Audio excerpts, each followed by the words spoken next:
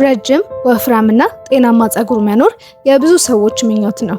ስለዚህም በየቀኑ በማህበራዊ ሚዲያ ላይ ይህንን ተጠቀሙ፣ ፀጉርን በፍጥነት ያሳድጋል የሚሉ ቪዲዮዎችን እናያለን። አንዳንዶች ሽንኩርትን ይመክራሉ፣ ሌሎች ሮዝሜሪን፣ አሎቬራን ወይም ደግሞ የኮኮናት ዘይትን ይመክራሉ።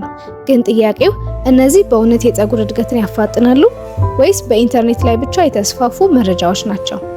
በዛሬው ቪዲዮ በሰዎች መካከል በጣም የሚታወቁ ተፈጥሯዊ ንጥረ ነገሮችን እንመለከታለን። እያንዳንዳቸው ምን እንደሚረዱ፣ ምን ያህል ሳይንሳዊ ማስረጃ እንዳላቸውና በምን ጥንቃቄ መጠቀም እንዳለብን እንወያያለን። አንደኛ፣ ሮዝመሪ። በቅርብ ዓመታት በጣም ታዋቂ ከሆኑ የፀጉር እንክብካቤ ንጥረ ነገሮች አንዱ ሮዝመሪ ነው። ከሌሎች ብዙ የቤት ውስጥ መፍትሄዎች ጋር ሲነጻጸር በጣም የተሻለ ሳይንሳዊ ማስረጃ ያለውም እሱ ነው። አንዳንድ ጥናቶች የሮዝመሪ ዘይት በተወሰኑ የፀጉር መርገፍ አይነቶች ላይ የፀጉር እድገትን ሊያግዝ እንደሚችል አሳይተዋል። ይህ በፀጉር ስሮች ዙሪያ ያለውን የደም ዝውውር በማሻሻል ሊሆን እንደሚችልም ይታሰባል። ነገር ግን የሮዝመሪ ኢሴንሻል ዘይትን በቀጥታ በጭንቅላት ላይ መቀባት አይመከርም፣ ምክንያቱም ቆዳን ሊያስቆጣል ስለሚችል። ከኮኮናት ዘይት ጋር በመቀላቀል መጠቀምን ይመከራል። እንዲሁም የሮዝመሪ ቅጠልን ቀቅለው ከቀዘቀዘ በኋላ እንደ ፀጉር መታጠቢያ ውሃ መጠቀም ይችላሉ። ነገር ግን ውጤት ለማየት ሳምንታት ወይም ወራት ሊወስድ እንደሚችል ያስታውሱ። ሁለተኛ፣ አሎቬራ።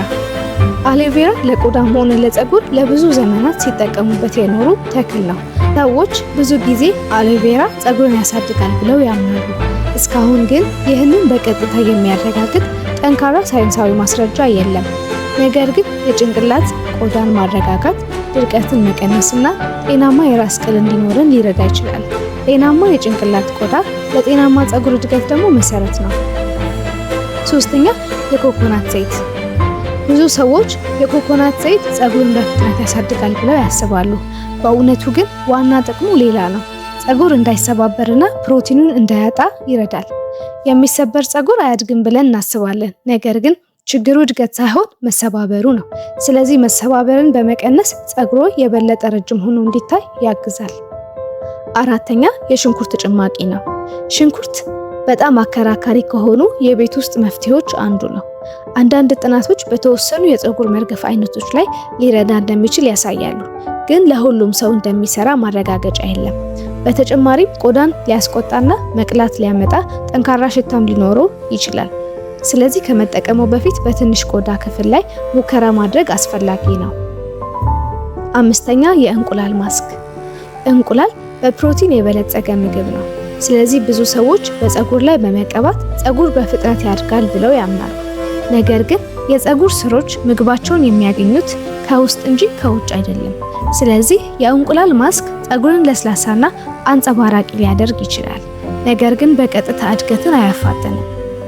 ስድስተኛ፣ አብሽ።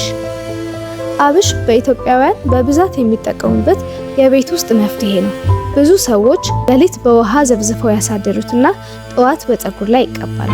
ምንም እንኳን ብዙ ሰዎች ጥሩ ውጤት እንዳዩ ቢናገሩም ይህንን የሚያረጋግጥ በቂ ሳይንሳዊ መረጃ እስካሁን የለም።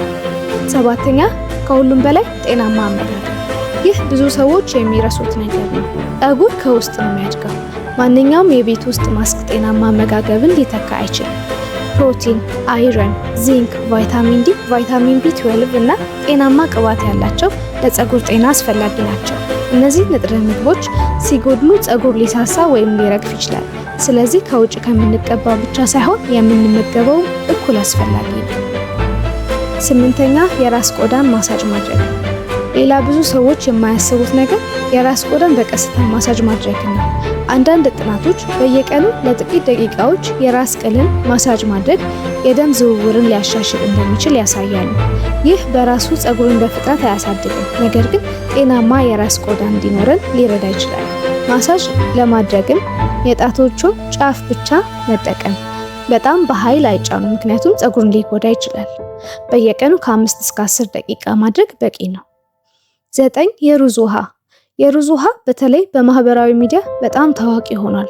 ብዙ ሰዎች የሩዝ ውሃ ፀጉርን በፍጥነት ያሳድጋል ብለው ይናገራሉ። ነገር ግን ይህን የሚያረጋግጥ ጠንካራ ሳይንሳዊ ማስረጃ አሁንም ውስን ነው። የሩዝ ውሃ አንዳንድ ቫይታሚኖችን፣ ማዕድናትን ስላለው ፀጉርን ለስላሳና አንጸባራቂ ሊያደርግ ይችላል። ነገር ግን በብዛት በመጠቀም በአንዳንድ ሰዎች ላይ ፀጉር እንዲደርቅ ሊያደርግ ይችላል። ስለዚህም በሳምንት 1 ጊዜ ብቻ ወይም 2 ጊዜ መጠቀምን ይመከራል። 10ኛ የማይሰሩ የፀጉር እድገት አፈታሪኮች። በመጀመሪያ ፀጉርን ብዙ ጊዜ ብትቆርጡ በፍጥነት ያድጋል። ይህ ትክክል አይደለም። ፀጉር የሚያድገው ከስሩ ነው። በመጨረሻው በመቁረጥ የእድገት ፍጥነቱ አይቀይርም። ነገር ግን የተሰነጠቀ ጫፍን በመቁረጥ ፀጉር ጤናማ እንዲመስል ያደርጋል። ሁለተኛ ብዙ ዘይትን መቀባት ፀጉርን በፍጥነት ያሳድጋል። ይህም እውነት አይደለም። በጣም ብዙ ዘይት መጠቀም ቆሻሻና የቆዳ ሴሎችን እንዲከማቹ ሊያደርግ ይችላል። ትንሽ ወይም ደግሞ በቂ መጠን ብቻ በቂ ነው። ሶስተኛ የተፈጥሮ ስለሆነ ሁሉም ሰው ሊጠቀመው ይችላል። ይህም ትክክል አይደለም። ተፈጥሯዊ ማለት ለሁሉም ደህንነቱ የተረጋገጠ ማለት አይደለም። አንዳንድ ሰዎች ለሽንኩርት፣ ለሮዝመሪ ወይም ደግሞ ለሌሎች ንጥረ ነገሮች አለርጂ ሊኖራቸው ይችላል። ስለዚህም ማንኛውም አዲስ ነገር ከመጠቀሙ በፊት በትንሽ የቆዳ ክፍል ላይ መሞከር ይመከራል።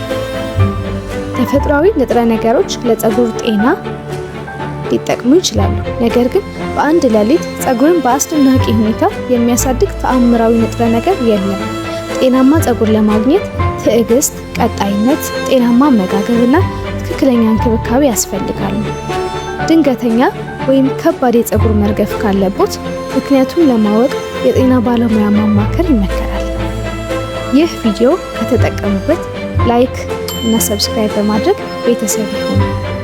ሌላ እርስዎ የሞከሩት የተፈጥሯዊ የፀጉር እንክብካቤ ዘዴ ካሉት ደግሞ በኮሜንት ያጋሩን።